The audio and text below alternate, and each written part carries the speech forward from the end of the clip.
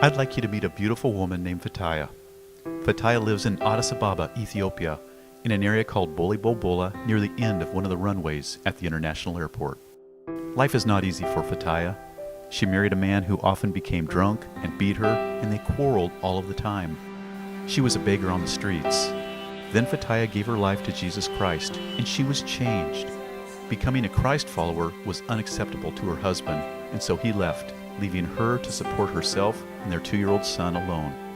Whether by begging, occasional work as a maid, or doing heavy daily labor, her income isn't enough to meet their needs. There is a real and growing crisis in Ethiopia.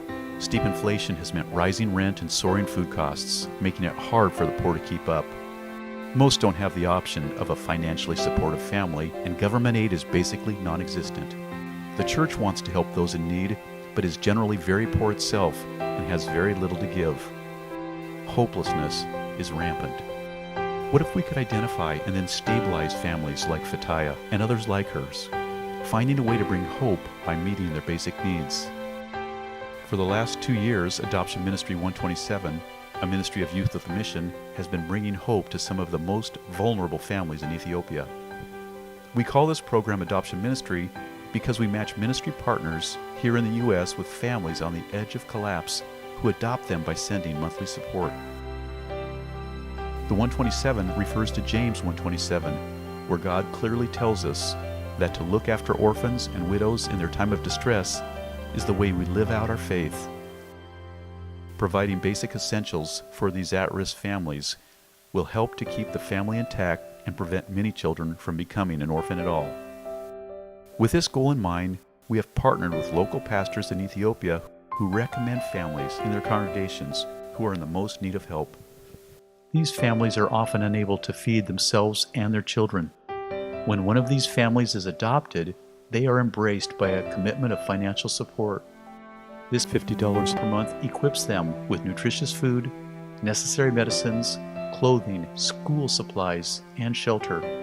A case manager in their community makes sure that these vital needs are being met and makes frequent visits to deliver essentials, check on their well-being, and to pray with them.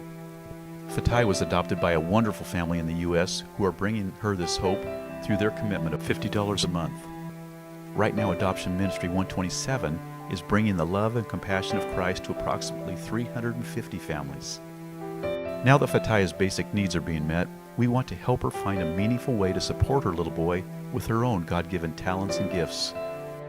This is the next step in our care for families, to empower them. We want to help them begin an income-generating activity, provide training and tools to start up their own business, and then follow their progress, all with the help of a local mentor who is trained for this very thing. Would you like the privilege of caring for widows and orphans in Ethiopia, meeting desperate needs one family at a time? Maybe your family could support someone with no resources to survive, struggling to feed hungry children.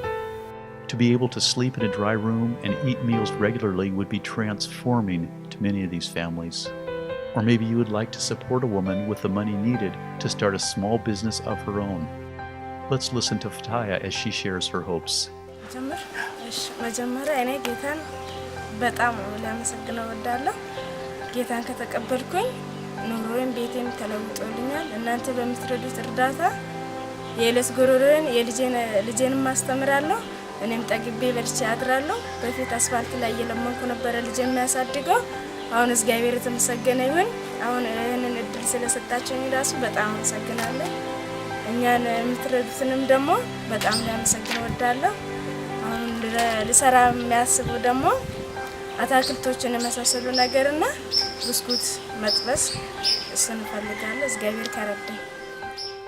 God is using many compassionate people to make a real difference in the lives of the poor, the widows, and the orphans in Ethiopia.